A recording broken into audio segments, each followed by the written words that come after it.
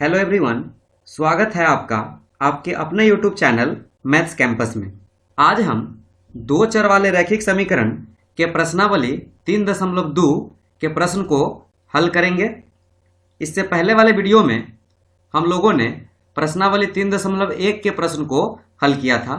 तो चलिए बिना देर के हुए ले चलते हैं आपको आज प्रश्नावली 3.2 के हल में। वीडियो को अच्छी तरह से समझने के लिए आप वीडियो को एंड तक जरूर देखें। तो आपका पहला प्रश्न है प्रश्नावली 3.2 का, निम्न समस्याओं में रैखिक समीकरण के युग्म बनाइए और उनको ग्राफीय विधि से हल ज्ञात कीजिए। ठीक है, यानी रैखिक समीकरण युग्म आपको पहले बनाना है, उसके बाद उसको आपको क्या करना है, ग्राफीय विधि से हल ज्ञात करना है। आइए एक का एक प्रश्न हम देखते हैं। लिखा हुआ है, कक्षा 10 के 10 विद्यार्थी ने एक गणित की पहेली प्रतियोगिता में भाग लिया। यदि लड़कियों की संख्या लड़कों की संख्या से 4 अधिक हो तो प्रतियोगिता में भाग लिए गए लड़कों एवं लड़कियों की संख्या ज्ञात करें।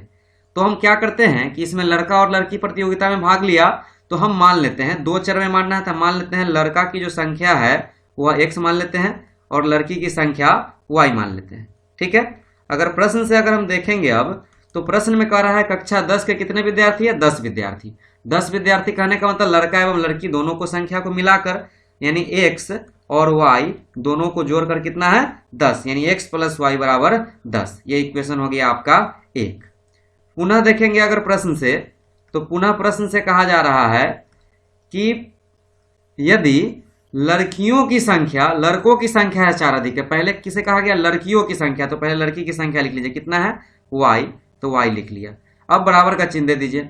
लड़कों की संख्या है 4 अधिक है, लड़कों की संख्या कितना है x, जिससे 4 अधिक कहेगा उसमें हम 4 जोड़ देंगे यानी ऐड कर देंगे। ठीक है, यहां से हम करेंगे y + x, इधर आएगा तो -x बराबर कितना हो जाएगा 4। ये हो गया आपका इक्वेशन 2। तो हमने 50% इस प्रश्न में काम कर लिया, रैखिक समीकरण युग्म बना लिया। अब हम इसको ग्राफीय विधि से हल करेंगे। ठीक है, ग्राफीय विधि से हल करने के लिए हम दोनों समीकरण को जो अभी हमने कंडीशन से बनाया था उसको यहाँ पर लिख लिया। अब हम यहाँ पर आते हैं समीकरण 1 से कैसे हल किए थे, पिछले वाले वीडियो में मैंने बताया था। अगर आप वो वीडियो नहीं देखे हो तो सबसे पहले जाकर आप उस वीडियो को देखें, लिंक डिस्क्रिप्शन में दे दूंगा। x + y बराबर 10 है, यहाँ से हम क्या कर सकते हैं, x का मान निकाल लेंगे। 10 + y इधर आएगा तो -y। अब क्या करना है, आपको अपना मन से y का इधर जो रहेगा उसका वैल्यू रखना है। जब y बराबर हम रख दे 0 तो x बराबर हो जाएगा 10 घटाओ 0 बराबर कितना होगा 10। जब y बराबर अगर हम रख दे 1 तो x बराबर कितना होगा आपका 10 घटाओ 1 बराबर कितना 9। अगर जब हम y बराबर रख दे 2 तो x बराबर कितना होगा 10 घटाओ 2 बराबर कितना हो जाएगा 8। इस तरह से आप कम से कम 2 या 3 वैल्यू रख सकते हैं। ठीक है, अब इसके युग्म को हम इस तरह से कुछ बना लेते हैं। ठीक है, एक खंड में हम x लिखेंगे और दूसरे वाले खंड में हम y का मान लिखेंगे, x और y। x कितना है आपका, तो x है 10, y कितना रखने पर, तो 0 रखने पर 10 0, फिर x 9 तो y 1, ठीक है 8 तो y कितना है 2। अब इसका हम युग्म बना लेते हैं। ठीक है, हल युग्म, तो युग्म क्या आएगा हल का, 10, 0, 9, 1, पहले x लिखा था उसके बाद y, 8, 2। ठीक है, अब हम विचार करते हैं समीकरण 2 से। समीकरण 2 कितना है, y - x बराबर है आपका 4। इंप्लाइज करते हैं यहाँ से y का मान निकाल लीजिए, तो 4 -x इधर आएगा तो +x। अब इधर कौन आया, x या y, तो x, तो आप x का वैल्यू अपना मन से रखें। तो जब x बराबर अगर हम रख दे 0 तो y बराबर कितना हो जाएगा 4 जोड़ 0 बराबर कितना 4। जब x बराबर हम 1 रख दे तो y बराबर हो जाएगा 4 और x के स्थान पर अगर हम 1 रख दे तो 4 और 1 कितना हो जाएगा 5। जब x बराबर 2 रख दे तो y बराबर कितना हो जाएगा 4 और x के स्थान पर 2 आ जाएगा यहाँ इस इक्वेशन में, यहाँ पर तो 4 + 2 यानी 6। अब इसको हम एक खंड में लिख लेते हैं। कम से कम 2 या 3 वैल्यू आप ले सकते हैं। x कितना है आपका 0, तो y कितना आया था 4, x फिर 1 रखे थे, y कितना आया 5, फिर x कितना रखे थे 2, तो y आया 6। अब यहाँ से युग्म बना लेंगे, 0 4, 1 5, 2 6। ठीक है, तो इस तरह से हम दोनों समीकरण का हल युग्म कुछ निकाल लिए। अब इन दोनों समीकरण के पॉइंट्स को हम ग्राफ पर प्लॉट करेंगे और वहां से हल निकालेंगे। तो चलिए अब हम बढ़ते हैं ग्राफ की ओर। अब हम इस समीकरण को हल को ग्राफ पर प्लॉट करके एक उभयनिष्ठ हल प्राप्त करेंगे। ठीक है, तो आइए समीकरण 1 का अगर हल देखेंगे आप, तो इसमें x पहला वाला x बाद वाला y था। x का मैक्सिमम वैल्यू दोनों में मिलाकर देख लीजिए 10 है और y का 6 है। तो यहाँ हमने x एक्सिस और y एक्सिस दर्शाया। x अक्ष पर हमने 13 तक इधर लिया, माइनस का जरूरत नहीं था इसलिए हमने इधर छोड़ दिया, और फिर यहाँ सब प्लस में तो हमने ऊपर ले लिया प्लस की ओर। आइए पहला समीकरण का हल दर्शाते हैं। 10,0 x का मान 10, y का मान 0। तो यहाँ आ जाएगा x इस x एक्सिस पर है और y 0 इसी स्थान पर आ जाएगा, 10,0। उसके बाद है आपका 9 x का मान 9 और y का मान 1, यहाँ पर आ जाएगा आपका 9 और 1। उसके बाद क्या है 8 और 2, x का मान आपका 8 और y का मान है आपका 2, इस पॉइंट्स पर आ जाएगा। ठीक है, अब तीनों पॉइंट्स को स्केल के एक सिरे में रखकर एक रेखा के रूप में, अब तीनों पॉइंट को हम स्केल के एक सिरे में रखकर मिलाएंगे तो एक रेखा प्राप्त होगा कुछ इस तरह। इस तरह से तीनों पॉइंट्स को मिलाने पर हमें एक लाइन प्राप्त हुआ, और ये लाइन यानी ये रेखा किसका है, किस समीकरण का है, तो x प्लस वाई बराबर 10 का। ठीक है, अब ठीक इसी प्रकार हम ये समीकरण 2 के हल को ज्ञात दर्शाते हैं, इस पर प्लॉट करते हैं। x का मान 0 यहाँ पर है, y का मान 4, ये ऊपर आ जाएगा, x का मान 0 और y का मान 4।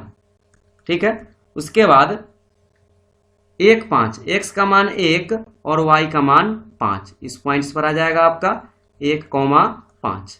उसके बाद है 2, 6, x का मान 2 और y का मान है आपका 6, यहाँ पर आ जाएगा आपका 2 और 6। ठीक है, 2 और 6। अब इन पॉइंट्स को लेकर हम क्या करेंगे, मिला देंगे स्केल को एक सीधे में रखकर, तो एक सरल रेखा प्राप्त होगा कुछ इस तरह से। इस तरह से समीकरण 2 के हल को जब हम स्केल की सहायता से मिलाएं तो एक रेखा प्राप्त हुआ। ठीक है, और यह रेखा किस समीकरण का है, तो यह समीकरण है आपका y घटाओ x बराबर 4 का। ठीक है, अब यहाँ पर दोनों समीकरण अगर देखिएगा तो यहाँ पर एक दूसरे को कट कर रही है। ठीक है, इस पॉइंट्स पर। अब इसी पॉइंट से आपको वैल्यू निकालना है, उभयनिष्ठ वैल्यू जिसको बोलते हैं, यहाँ पर बोलेंगे।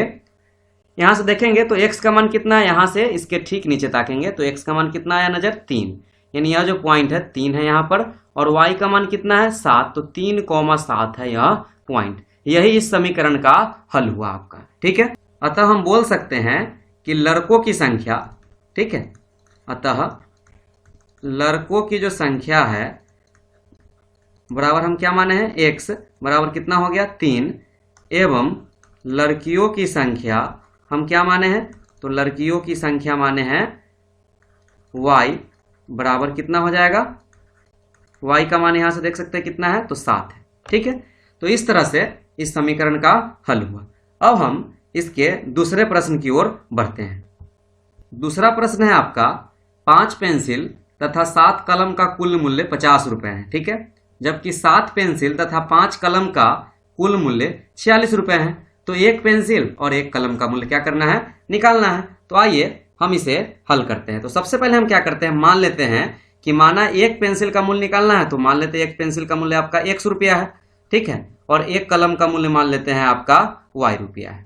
ठीक है, अब हम क्या कर सकते हैं, आप प्रश्न से अगर लिखेंगे तो प्रश्न से लिखा हुआ है कि 5 पेंसिल, तो 5 पेंसिल, तो एक पेंसिल का मूल्य 100 रुपया, तो 5 पेंसिल का मूल्य कितना हो जाएगा 5x। ठीक है, और एक कलम का मूल्य 7y रुपया, तो 7 कलम का मूल्य हो जाएगा 7y।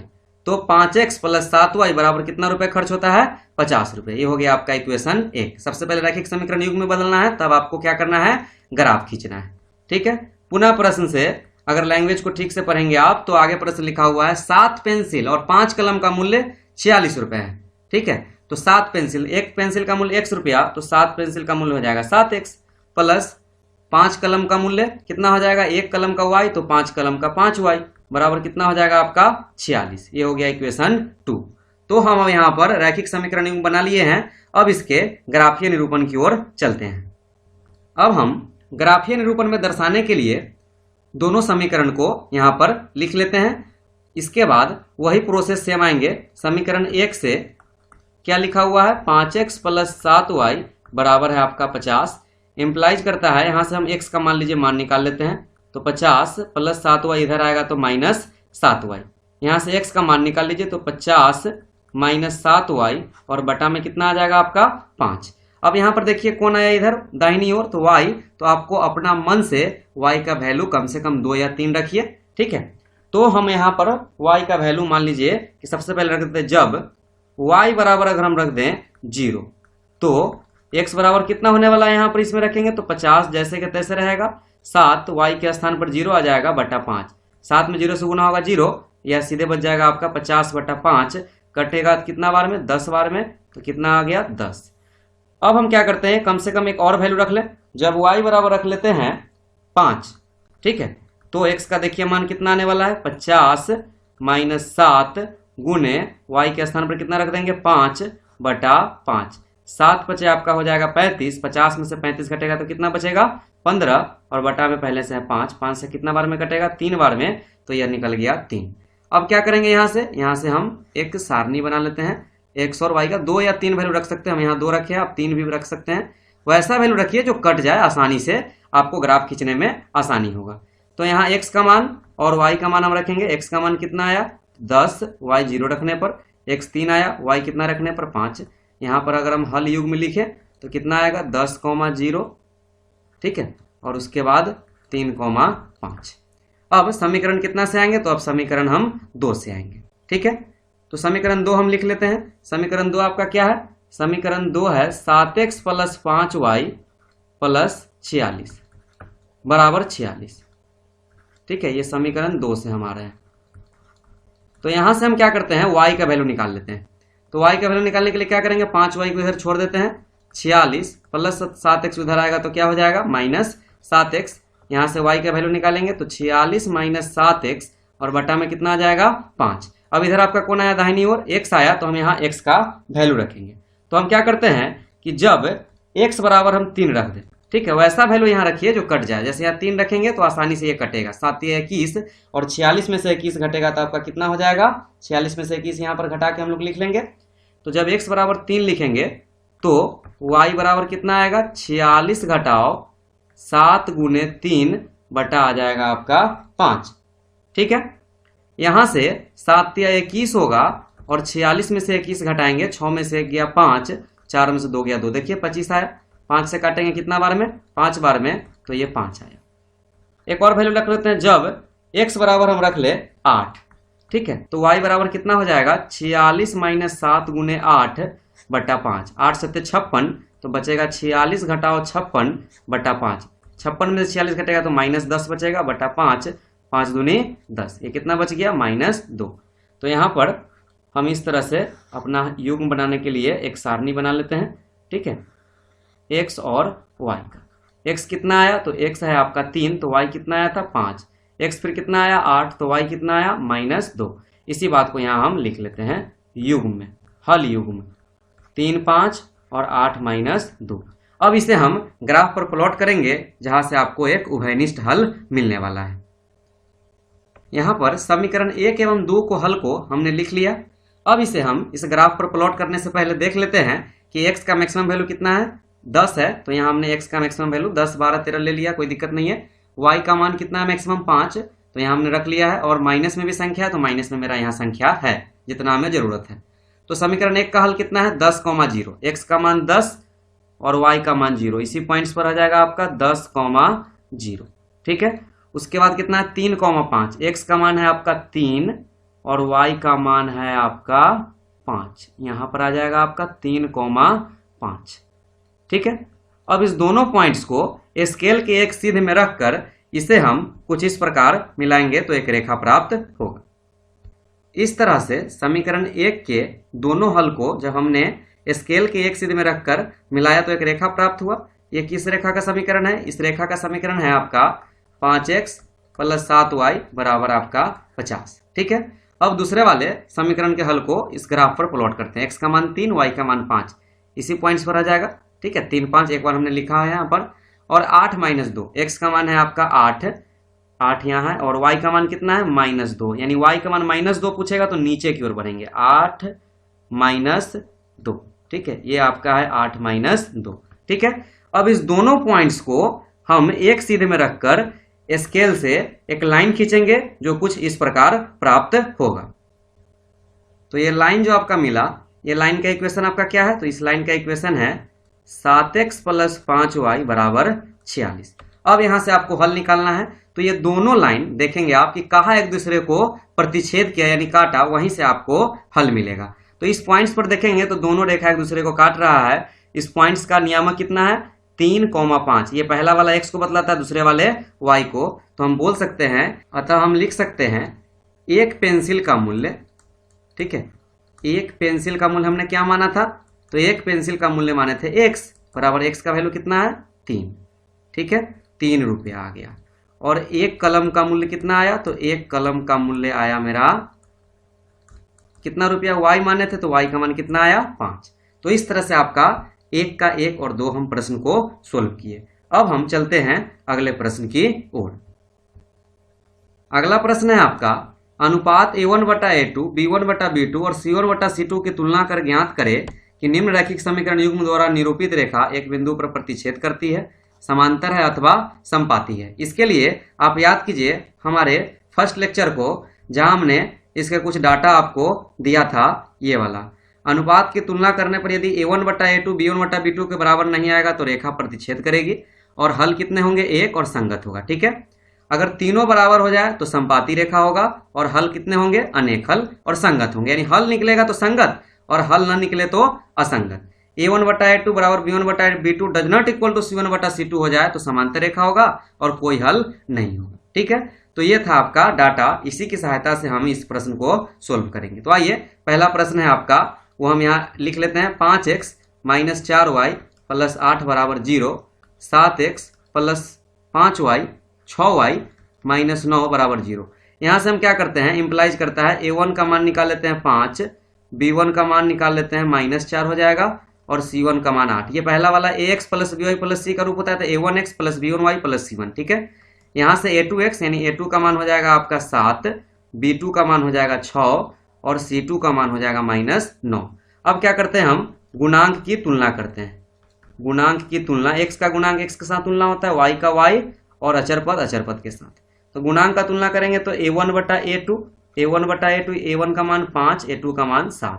ठीक है, उसी प्रकार निकाल लेंगे b1/b2, तो b1/b2 b1 का मान -4, b2 का मान 6, 2 दूनी 4, 2 तिहाई 6, यानी -2/3। यही दोनों को देखेंगे कि यहाँ दोनों नहीं मिल रहा है तो तीसरा आपको निकालना भी नहीं है। ठीक है, और यहाँ लिखिए, चूंकि a1/a2 बराबर नहीं हो b1/b2 के, अब बराबर नहीं होगा तो रेखा क्या होगी, तो रेखा जो होगी, रेखाएं प्रतिच्छेद करेगी। ठीक है, रेखा क्या करेगी, प्रतिच्छेद करेगी। कैसे, यहाँ समझिए आप, a1/a2 कितना है 5/7 बराबर b1/b2 है -2/3। ये कभी बराबर होगा, कभी नहीं होगा, इसीलिए यह रेखाएं प्रतिच्छेद करेगी। कहाँ से, तो आपको यहाँ पर हमने डाटा बताया था। ठीक है, अब हम चलते हैं इसके दूसरे प्रश्न की ओर। तो अब दूसरा प्रश्न है आपका, 9x + 3y + 12 = 0, 18x + 6y + 24 = 0। यहाँ से हम क्या करते हैं, a1 का वैल्यू निकालेंगे, x के गुणांक को a बोलते हैं तो 9, y के गुणांक को b बोलते हैं और अचर पद यहाँ पर आपका अकेला रहेगा। ठीक है, तो यहाँ a1 b1 c1 पहला समीकरण के लिए, ये दूसरा समीकरण है तो यहाँ से a2 निकाल लीजिए, 18, b2 हो जाएगा 6 और c2 हो जाएगा 24। अरे a b c जो निकालते हैं आप वही लिखना है, दूसरा समीकरण के तो यहाँ 2 लगा देना है। ठीक है, अब हम क्या करते हैं, गुणांक की तुलना करते हैं। गुणांक की तुलना करने पर, तो जब गुणांक का अगर हम तुलना करेंगे तो कितना हो जाएगा, a1/a2 निकलेगा, यानी 9/18, 9 दूनी 18, यानी 1 कितना आया 2। अब क्या निकालेंगे हम, b1/b2, तो b1 का मान कितना है, तो 3 और b2 का मान 6, कितना बार में कटेगा, 2 बार में 1/2, अभी तक तो बराबर आ रहा है तो अगला भी निकाल लेंगे। c1/c2 यानी 12/24, 12 से कितना बार में कटेगा, 2 बार में, तो आएगा 1/2। यहाँ तीनों बराबर आ गया। आप देख सकते हैं, चूंकि a1/a2 बराबर b1/b2 बराबर हो जाए c1/c2 के, तो रेखा क्या होगा, तो रेखाएं जो होगा आपका वह समपाती होगा। ठीक है, रेखा आपका समपाती होगा। यहाँ हम आपको डाटा में लिख चुके हैं। ठीक है, अब हम चलते हैं इसके तीसरे प्रश्न की ओर। तीसरा प्रश्न है आपका 6x माइनस 3y प्लस 10 बराबर 0, 2x माइनस वाई प्लस 9 बराबर 0। यहाँ से हम अगर a1 का मान निकालें तो 6, b1 का मान -3, c1 का मान कितना हो जाएगा 10। फिर इंप्लाइज करेगा a2 का मान कितना आएगा 2, b2 का मान -1, y का गुणांक यहाँ कुछ भी नहीं तो 1 है, एवं c2 का मान हो जाएगा आपका 9। ठीक है, अब यहाँ से हम क्या कर सकते हैं, गुणांक की तुलना करेंगे। गुणांक की तुलना करने पर, तो तुलना करने पर आपको क्या आने वाला है, तो तुलना करेंगे तो a1 बटा a2 का मान निकालेंगे, कितना आएगा 6 बटा 2, 2 तिहाई 6, 3 बटा 1 आया। फिर निकाले तो b1 बटा b2, b1 का मान कितना है -3, b2 का मान -1, माइनस माइनस कट गया आपका 3 बटा 1, ये दोनों बराबर आया। फिर आगे बढ़ेंगे, बराबर नहीं आता तो यहीं से हम पहला कंडीशन लिख देते हैं, c1 बटा c2 कितना है 10 बटा 9। यहाँ आप देख रहे हैं कि ये दोनों बराबर है लेकिन ये बराबर नहीं है, तो लिखिए इसी बात को आप, चूंकि a1 बटा a2 बराबर b1 बटा b2 के तो है लेकिन c1 बटा c2 के बराबर नहीं है। कैसे, तो यहाँ से आप देख सकते हैं a1 का मान a1 बटा a2 3 बटा 1, b1 बटा b2 3 बटा 1 और c1 बटा c2 10 बटा 9, कभी इसके बराबर आएगा तो नहीं आएगा। इस प्रकार से आपका रेखा जो होगा इस स्थिति में समांतर हो जाएगा। ठीक है, अब हम बढ़ते हैं इसके तीसरे प्रश्न की ओर। तीसरा प्रश्न है आपका, अनुपात a1 बटा a2 b1 बटा b2 तथा c1 बटा c2 की तुलना कर निम्न रैखिक समीकरण युग्म संगत है या असंगत ये पता करना है। ठीक है, तो पहला इक्वेशन है, पहला प्रश्न है आपका 3x प्लस 2y बराबर 5, दूसरा है आपका 2x माइनस 3y बराबर 7। इंप्लाइज करके इसको इधर ले आइए, 3x प्लस 2y प्लस 5 इधर आएगा तो -5 बराबर 0, यहाँ से 2x माइनस 3y प्लस 7 इधर आएगा तो -7 बराबर 0। अब यहाँ से हम फिर वही काम करेंगे, a1 बटा a2 तुलना करेंगे, आप उतना लिख लेंगे। अब तो आपको समझ में आ रहा होगा बात। a1 बटा a2 कितना हो जाएगा 3 बटा 2, b1 बटा b2 कितना हो जाएगा, तो b1 बटा b2 हो जाएगा 2 बटा -3। यही दोनों नहीं मिला तो आपको अब तीसरा निकालने की जरूरत भी नहीं है। यहाँ लिखिए, चूंकि a1 बटा a2 बराबर नहीं है b1 बटा b2 के, तो ऐसी स्थिति में क्या होगा, संगत होगा क्या असंगत, तो यह संगत होगा। असंगत मात्र एक ही स्थिति में होगा, और वह कौन सा स्थिति है, तो आप देख सकते हैं जब समांतर रेखा होगा, यानी ये दोनों बराबर हो जाए, तीसरा बराबर न हो, तब बाकी दोनों में संगत होगा। ठीक है, अब इसका दूसरा प्रश्न हम लोग देखते हैं। अब हम लोग इसका दूसरा प्रश्न देखते हैं।